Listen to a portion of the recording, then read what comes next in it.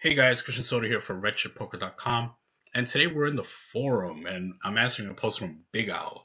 I like Big Owl because he's like a grinder. He is one of the older guys in the crowd, and he just grinds Vegas 2-5 regularly. And every time I tell Big Al to do something crazy, he just reminds me that he's older and they're always gonna believe him and stuff like that. So I just want to see Big Al just triple barrel bluff some young kid one time, just show it in his face, and just give that to me one time, Big Al, just so I could be happy and know that I got through to you at least a little bit. All right, so I'm gonna enjoy answering this forum post because I enjoy answering stuff from Big Al. So let's get right to it. So in this hand, we have aces in the hijack, and we face an under the gun open and an MP call. And Big Al decides to 3-bet to 80, which I think is perfectly fine. And they both call. So under the gun calls and MP calls. The flop comes down 10 of clubs, 8 of clubs, 7 of hearts. And the pot's 240 now. Under the gun checks, which is completely standard. And we face a lead from middle position for 110 into a pot of 240. And now, obviously, this is where things get interesting. And we have a decision now between calling, folding, and raising. And I'll walk through each decision and I'll kind of explain where I stand just to make it clear. So, um, folding, is that an option? Yes, it's definitely an option if we think our opponent is only leading a very nutted range. Do I think that's the case?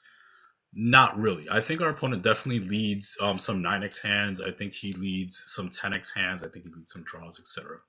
Um, Also, an important consideration is that our opponent is incentivized to check, given the fact that he's in the middle.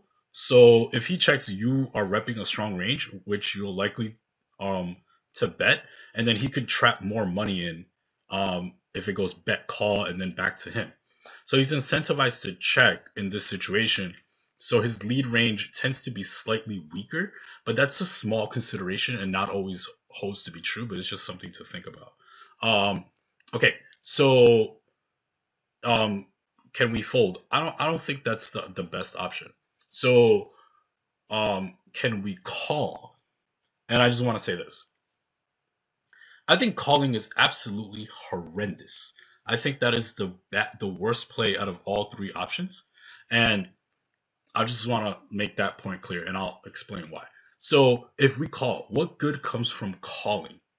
I think that we let our opponent actualize his equity for his designated price, which is pretty cheap. I think that we make a ton of mistakes going forward in the hand, and as well as like if it goes bet call, now the person behind under the gun player has a pretty like easy decision of what he wants to do. Like he could either check raise huge on and force us to make some mistakes if he's check raising draws. He gets to call with correct price. So now we have aces versus two different hands all trying to actualize equity, which we're not going to know like what to do. And that's terribly bad. And then as well as if it goes like bet, call, right? And then it goes check to us on the turn. Like we're not going to know which hands to bet. We're not going to know we're not gonna know which cards to bet. We're not gonna know like it gets like really sketchy on the turn. Whereas like if we face a lead or a check, both things are not great. So like what good comes from calling? It's absolutely terrible. Like so I think you have to make a decision real fast on the flop of like whether you want to fold or do you want to call. That's I mean, no, it's whether you want to fold or you want to raise. I think calling is bad. Like so bad. So let's talk about raising and why I think that's better. So let's say what kind of hands is our opponent leading? Is he leading 9x hands? Possibly. If he's leading 10x hands? Possibly. I think we hold a slight range equity advantage against our opponent. I don't think it's a major thing, but I think it's enough where we could just like punish his lead and play for it. If our opponent has a set of tens, a set of eights, a set of sevens, so be it. If he has 10-8, so be it. If he has 8-7, so be it. If he has Jack 9 as well. Like I think that there's that's the range we lose to, but I think there's so many other hands where we beat, you know, like we still beat like Queen 10, we still beat Queen Jack, we still beat 8 9, we still beat 10 9, we still beat all kinds of stuff where like we need to just punish that. Whereas like if we just call, like, what are we gonna do on the turn? Like I said, like, we let him actualize. We don't know which cards to bet. We don't know which cards to check. Like we let the other guy come in. It's just bad. There's so many bad things could go wrong. It's really, really bad for us to just call. And I just want to make that perfectly clear. So yeah, I think that is my take on it. I would advise Big Al, to raise. I know it's not a comfortable spot. I know it's not a fist pump spot, but it's just a spot where like you just gotta raise and just like shrug your shoulders and get it in. Um, I think by far that is the most optimal play. The other play is to just fold. I don't think we have a massive range equity advantage.